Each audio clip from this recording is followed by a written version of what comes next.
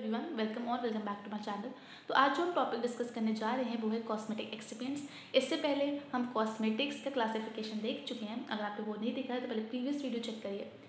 Cosmetic excipients में हम जितने भी एक्सिपिएंट्स कॉस्मेटिक्स के फॉर्मुलेशन के टाइम, मतलब कि जब कॉस्मेटिक्स हम बनाते हैं, कोई भी प्रोडक्ट बना रहे हैं, उस टाइम पे जितने भी हम एक्सिपिएंट्स मतलब कि मटीरियल्स या फिर ऐसी चीज़ें यूज़ कर रहे हैं जो उसके फॉर्मुलेशन में हेल्प करेंगे, उनको हम कहते हैं कॉस्मेटिक एक्सिपिएंट्स। ये वेरियस सोर्सेज से ड्राइव होते हैं, मतलब बहुत सारे सोर्सेज से हम इसे ऑब्टेन कर सकते हैं, या तो नेचुरल या फिर सिंथेटिक। नेचुरल में आते हैं वो जो हमें डायरेक्टली नेचर प्रोवाइड करता है। फॉर एग्जांपल एलोवेरा है, हमारा हनी है, ये सब क्या नेचुरल है। और सिंथेटिक वो हैं जो हम लैब में प्रिपेयर करते हैं, जैसे कि हो गया मिथाइल पैराबिन या फिर सोडियम लोराइल सल्फेट, ये सब है सिंथेटिक। तो पहला एक्सिपिएंट जो है वो है सर्फेक्टेंट्स। सर्फेक्टेंट वो होते हैं मटेरियल जिनका काम होता है किसी भी दो लेयर्स का सरफेस टेंशन को रिड्यूस करना, to lower the surface tension या फिर इंटरफेशियल टेंशन, मतलब दो लेयर्स के बीच की जो टेंशन है उसको कम करना।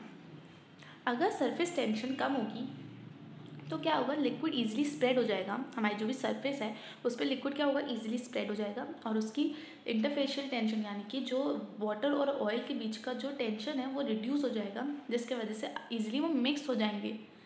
मैंने कहा जब सरफेस टेंशन हम रिड्यूस करेंगे सर्फेक्टेंट से थ्रू, तो हमारा जो लिक्विड है वो ईजिली स्प्रेड हो जाएगा। कैसे? हमारा इंटरफेशियल टेंशन या फिर सरफेस टेंशन जब रिड्यूस होगी उसके वजह से हमारा लिक्विड ईजिली स्प्रेड हो जाएगा। जब ये स्प्रेड हो जाएगा ईजिली तो ईजिली मिक्स भी हो जाएगा। ठीक है।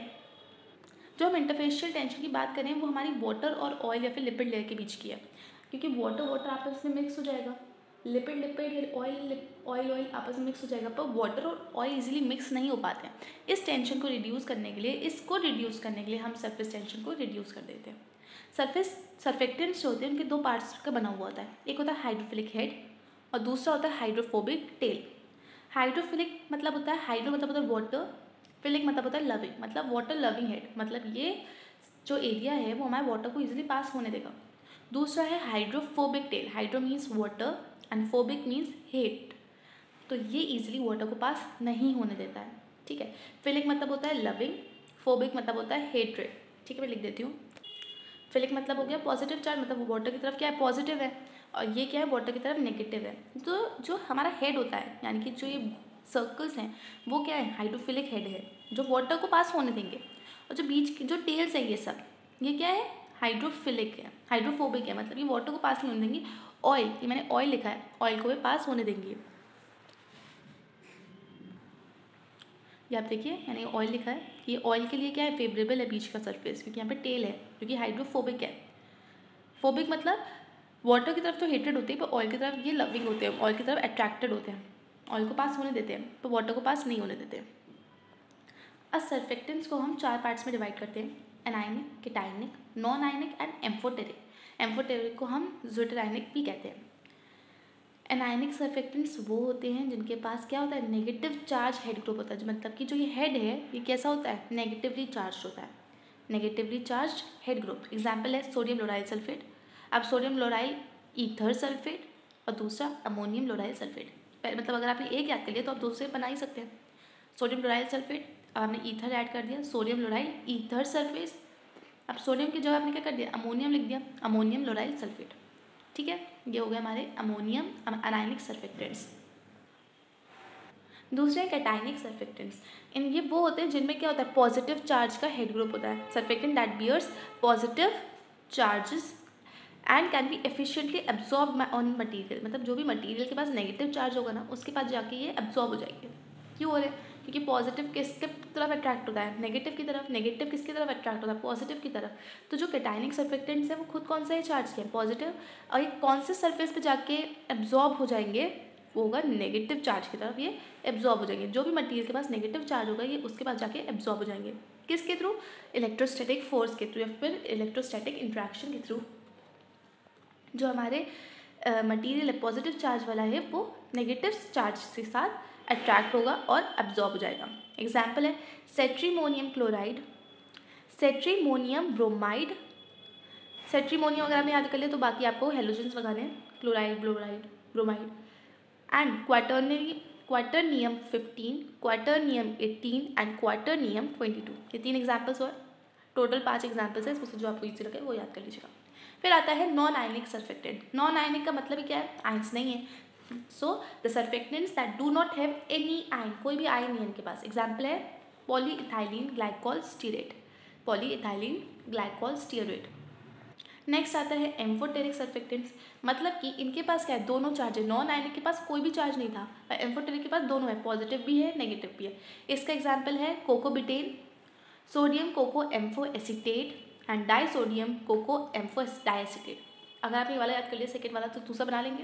पहला क्या है, सोडियम कोको एम्फो एसीटेट, अब डाई लगा देना है, di sodium cocoa ampho di acetate, ठीक है। एसीटेट में डाई लगाना है और सोडियम में डाई लगाना है, तो बच जाएगा दूसरा एग्जाम्पल। अब आता है रियोलॉजी मॉडिफायर। रियोलॉजी वो साइंस है या वो स्टडी है जिसमें हम देखते हैं कि सब्सटेंस या फिर कोई भी लिक्विड या फिर कोई भी चीज़ कैसे फ्लो कर रही है। यानी कि अगर लिक्विड है तो लिक्विड कैसे फ्लो कर रहा है किसी भी सरफेस पे, वो उस स्टडी को क्या कहते हैं, रियोलॉजी। अब इस स्टडी को, मतलब इस फ्लो प्रॉपर्टी को इंक्रीज करने के लिए जो मटेरियल्स यूज़ करते हैं उनको कहते हैं रियोलॉजी मॉडिफायर्स। मतलब ये क्या करते हैं, हमारे किसी भी सब्सटेंस की फ्लो एबिलिटी यानी कि जो मूवमेंट है, फ्लो करने का पार्ट है, उसको इम्प्रूव करते हैं। It is a requirement of personal care products that they flow in a right way. कोई भी प्रोडक्ट हो, कोई भी कॉस्मेटिक हो, अगर वो सही तरीके से फ्लो नहीं कर रहा है, फॉर एग्जाम्पल शैम्पू है, अगर बेसिंग शैम्पू अच्छे से फ्लो नहीं करेगा, हमारा जो कंटेनर है उसमें ही रह जाएगा, तो उसका कोई यूज़ नहीं है। वही इसमें बात कर रहे हैं। तो किसी भी मटेरियल, किसी भी प्रोडक्ट का फ्लो एबिलिटी ज़्यादा ही होनी चाहिए, वो फ्लो क्या हो, राइट वे में ही फ्लो करें। Example skin cream, highly viscous in jar. अगर स्किन क्रीम क्या होगा, स्किन क्रीम बहुत विस्कस है जार में, पर अगर जब हम जार से बाहर निकालेंगे तो वो ईजिली अगर हम उसे निकाल पा रहे हैं तो वो रब हो जाएगी स्किन पे, ठीक है। तो स्किन क्रीम हमारा जो जार है, जो भी सब्सटेंस है जिसके अंदर वो रखी गई है, उसमें अगर वो विस्कस है बहुत ज़्यादा तो इतनी इश्यूज़ नहीं है, पर जब उसे पिक करें तो वो ईजिली पिकअप हो जाए और हमारी स्किन में ईजिली रब हो जाए। ये काम होता है रियोलॉजी मॉडिफायर के, ठीक है। अब रियोलॉजिकल मॉडिफायर दो टाइप्स में डिवाइडेड है, इनऑर्गेनिक एंड ऑर्गेनिक। इनऑर्गेनिक में आता है क्ले स्लिक का एग्जाम्पल। ऑर्गेनिक को दो टाइप्स में डिवाइडेड है, नेचुरल एंड सिंथेटिक। नेचुरल में आता है सेलुलोज एंड xanthan गम और सिंथेटिक में आता है पॉलीएक्रिलाइट। डायरेक्टली आप एग्जाम्पल भी याद कर सकते हैं, पर कभी कभी ये होता है ना कि अगर डिटेल में पूछ लिया सिर्फ रियोलॉजिकल मॉडिफायर, तब आप क्या लिख लेंगे, इसलिए थोड़ा सा पता होना चाहिए, वरना आप सीधा एग्जाम्पल भी मेंशन कर सकते हैं। अब आता है मैकेनिज्म, ये मतलब कैसे क्या इसका मैकेनिज्म है थिक करने का। एक सेकेंड।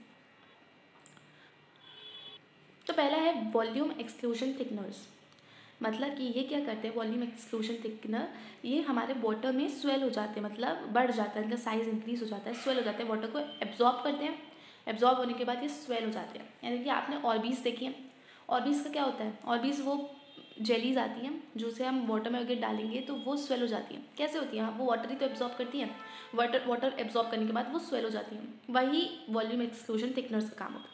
ये वाटर सॉल्युबल पॉलीमर्स होते हैं, मतलब वाटर में सॉल्युबल होते हैं और ये वाटर में स्वेल कर जाते हैं। एग्जाम्पल है cellulose ether and hydroxy ether cellulose. दूसरा मैकेनिज्म है एसोसिएटिव थिकनर्स, एक भी याद कर सकते हैं, दूसरा दो भी कर सकते हैं। ये हमारे वाटर में एब्जॉर्ब थिक होके ही एब्जॉर्ब नहीं होते हैं, यानी कि इनका जो मैकेनिज्म ये नहीं है कि ये वाटर में गए थिक हो गए और बस इनका काम हो गया। These polymer contain hydrophobic group. अब इन पॉलीमर्स में क्या होता है, हाइड्रोफोबिक ग्रुप होता है जो क्या करता है, इंट्रैक्ट करता है आपस में एक दूसरे के साथ और थिक हो जाता है, जो भी मटेरियल है वो उसका जो फ्लो एबिलिटी है वो इंक्रीज हो जाती है। तो ये तो मैकेनिज्म है हमारे इसके रियोलॉजिकल मॉडिफायर्स के, दो मैकेनिज्म है, मैंने आपको एग्जाम्पल्स बताए हैं, इतना आप याद कर सकते हैं अभी के लिए। नेक्स्ट वीडियो में मैं इसको बाकी के जो 3 पॉइंट्स हैं यानी कि प्रिजर्वेटिव्स और भी 2 उनको कंप्लीट कर देंगे। Till then keep watching and wait for the next lecture.